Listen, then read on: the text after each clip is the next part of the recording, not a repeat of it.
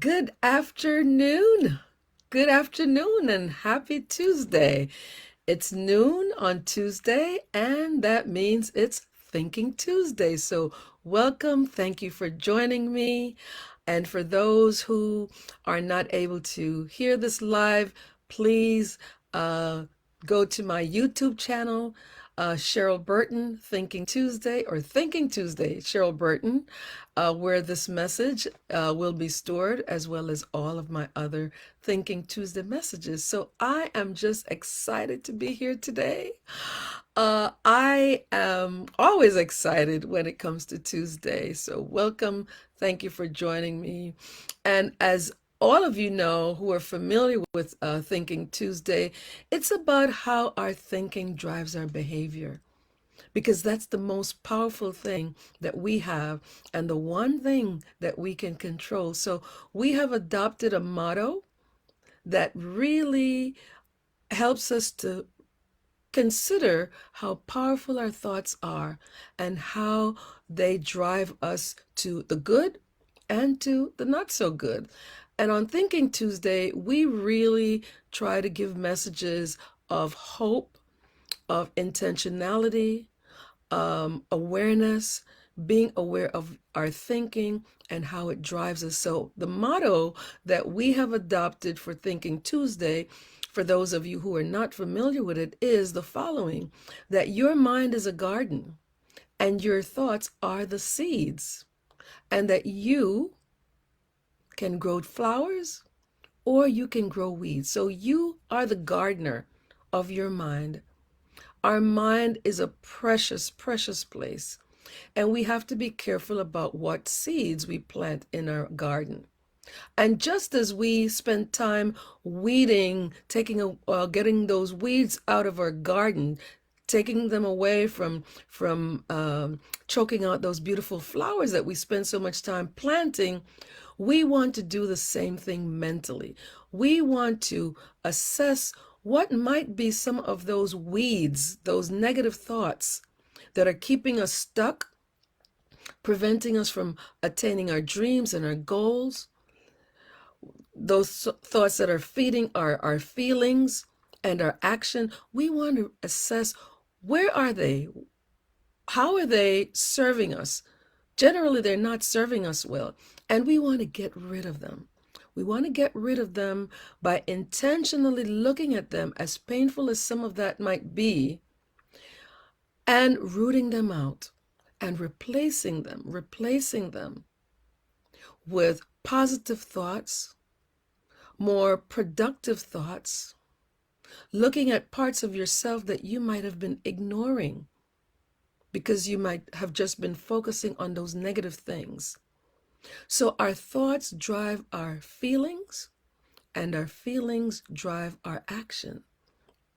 So today, as you think about the way you're thinking and the way you're feeling and the direction in which your life is going, try to reflect on some of those thoughts that might be driving you there.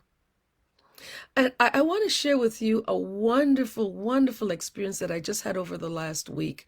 Some of you might have seen the press release on my Facebook page, but I, along with about 140 coaches, we traveled to the country of Panama, which happens to be my place of birth. So I was even more excited to go to Panama, even though I visit often. But I was really excited because this was a special trip of transformation. And what do I mean by transformation? We talk about transformation, but transformation really begins with how we think. We can make changes, but we don't grow because we're not really examining real carefully what it is that we want to change and how we're going to go about changing. But this transformation trip was one that I was really looking forward to, because there are several values that our strategic partner in Panama, Panama Lidera, or Panama Leads, they developed these values that came out of speaking to various people and doing surveys with leaders and people in different positions in Panama. What kind of values do you want to infuse into your country so that the country can move forward together, can have a more progressive way of working with their people? Can Panama is growing in leaps and bounds, so the people of Panama want to make sure that their mindset is such that they can continue to grow as a people. So they selected about 10 values that they wanted to infuse, that they want to infuse into their country. And we did that through transformation tables. There are 10 of them, and the two that we really engaged in training around were attitude and listening. Two great values. Because as with all the other values, you choose your attitude. You choose if you're going to listen to someone, how you're going to listen. And over several days, we went out to about 600 agencies and businesses, included schools, universities, churches, because all of the leaders of these institutions indicated that they wanted to start to change or infuse some values. And how do we begin to do that? It begins with your thinking. You don't just decide one day, I want to change my values. You have to reflect on the values that you have. Are they being reinforced? Are they the right values? How are they changing the society that we're living in? How are they changing our homes? But the important thing with transformation, and this is always the place to start, we tend to look for changes and we want to see changes in our environment, whether it's in our workplace, in our homes, in our schools, in our churches, wherever they are. And oftentimes we're looking outside of ourselves. Well, why don't these people change? Why is this happening this way? We're always looking, or we tend to look outward and wonder, why is the change not being made? Why don't we see changes? But for transformation to occur, it always has to start with you, with me. And that's the way we started our training every day. In Spanish, we said, La transformación comienza en mí. The transformation begins in me. As Mahatma Gandhi said as he tried to change his native country of India, that the change that we seek outside has to begin with you. So I ask you, what changes do you want to see in your family, perhaps? In your school, perhaps? In your workplace? And are you modeling that change in some way through some value that you're exhibiting? Are you willing to begin that transformational journey with yourself? So what we did in these transformational training sessions, we call them transformational tables. There were small groups, and we talked about these values individually and how those values are showing up in our lives, and in what way can we change them? What specific action can we take to change those or to reinforce those values in our lives? So often we want to see the changes, like I said, and we are not willing to make it. One of the most difficult things for people to do is to change themselves. It's very difficult for us. It's easy for us to lead, but self-leadership is more challenging, isn't it? So I want to share this with you today because I'd like you, as I have continued to do, I want you to begin to reflect on your attitude. What attitude have you been choosing? Because our attitude is always a choice. And that's a good thing. Just like I say every Tuesday, that our thinking is really a choice. What we think, how we think is really a choice. We might be under one of the most difficult circumstances, but our thinking is really going to drive how we approach that particular circumstance.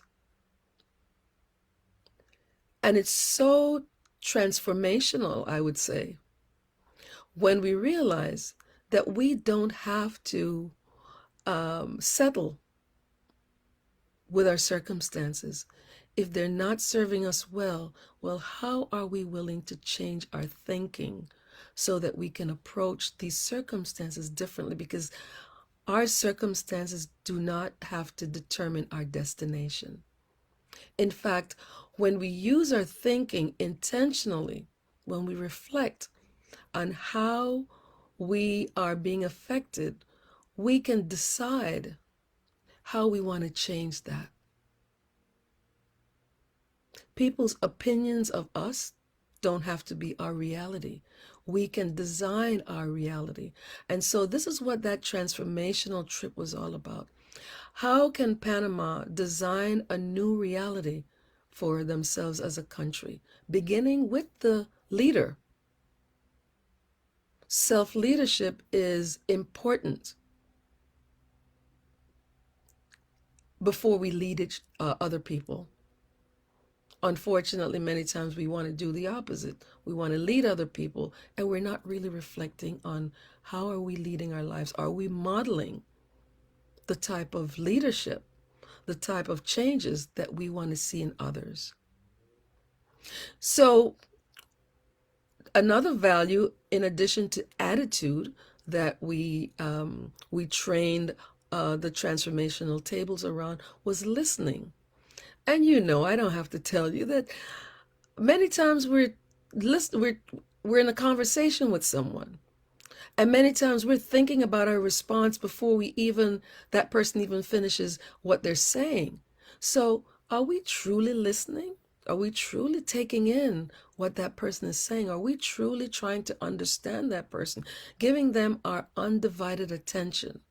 Because that's what leads to a lot of conflicts, when we don't fully allow ourselves to listen and understand what that person is saying. We might not agree, and we don't necessarily have to agree, but it's our posture. Our posture. Are we listening? Are we giving them our entire attention? Because oftentimes we might learn something that we didn't know before. We might get a better understanding about why that person is speaking from the position they're speaking. We might end up agreeing with them, or we might still not agree, but at least we have a better understanding. And maybe we agree to disagree on that particular issue. But listening is key. Just go to a restaurant, for instance, and witness maybe just two persons sitting at a table. Obviously, they want to have dinner or lunch or whatever they're having by themselves. They want to enjoy themselves. But invariably, you see them looking down at their phones. So they're not listening to each other. They're not speaking to each other. They're down in their phones. So we add value to people when we respect what they're saying, when we give them our undivided attention. We make them feel valued, and in turn, they make us feel valued. So that was one of the other values that we trained in the roundtable, transformational roundtables. So we did that in the country, but this can be scaled down to your family life, your marital life, your social life, your professional life. In any of those spheres, you can bring those values, reflect on those values. Are you modeling those values there? As you reflect on your thinking, what is your thinking telling you about those values? Are they helping you to move forward in improving those relationships, those aspects in your life? How is your thinking serving you as you assess those values, whatever they are? They, like I said, there are 10 values that over the next 10 weeks, they're going to continue to practice and to train others in facilitating transformational tables throughout the country. You can do the same thing in your family. You can do the same thing in your jobs. You can do the same thing in your civic organizations. It all begins again with your thinking. So sometimes we just take things for granted and we figure, oh, I have that down pat. I know what I'm doing. But take some time to reflect. What values are you espousing? Are they working for you? Are they holding you back? Are they keeping you stuck? How can you change them? Because remember, transformation begins with you. As we are transformed, then we can help to transform our relationships. We can model what we like to see transform. We can be the change that we're looking for in others.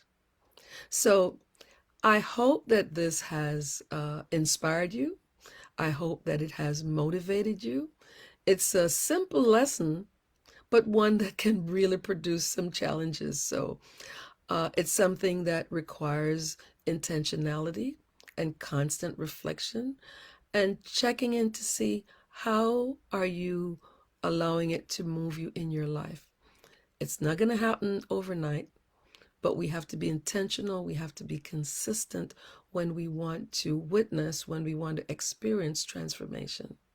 So if Panama can do it as a country, why can't we do it as individuals in our families and in those areas of influence that we are involved with? So as I said, I hope that this adds value to you today. As I always say, please share it with someone who can benefit from it. We can all benefit from this. If you'd like to share this with someone else who is not viewing it live right now, please refer them to my YouTube channel, Thinking Tuesday, Cheryl Burton. I also invite you to visit my website, drcherylburton.com. I am available to offer you a confidential, complimentary consultation if there are any challenges that you're facing. If you would like me to talk more about transformation and bring it to your community, bring it to your group, bring this training to your board, whatever the need may be. But I'm available. Just reach out to me through my website, drcherylburton.com. And while you're there, there's several services and programs that I offer. Feel free to peruse. Call me and I'll be glad to share more about them with you. If there's something that you want in particular that you do not see on my website, not to worry, no worries, because all of my programs are customized to the needs of my clients. So reach out to me, we'll discuss it, and I will be able to provide some guidance for you on how you might attain that. You might also reach out to me through my website, like I said, drcherylburton.com. If you have an event and are looking for a speaker, please feel free to call me, and I'll be glad to discuss that topic with you and develop it for delivery at your event, whatever event that might be. It could be a lunch and learn. It could be a short speech. It could be a keynote speech. But whatever your needs are, please feel free to reach out to me. Share this, as I mentioned, with someone who can benefit from it. And I look forward to seeing you again next Tuesday at noon for another message on Thinking Tuesday, because your mind is a garden. Your thoughts are the seeds. You, the gardener, can decide if you grow flowers or if you grow weeds. And I know that if you're listening to this, you're not interested in growing any weeds. You want to grow flowers. So thank you for listening. I look forward to seeing you next Tuesday at noon for Thinking Tuesday. Take care of yourself. Bye for now. Bye-bye.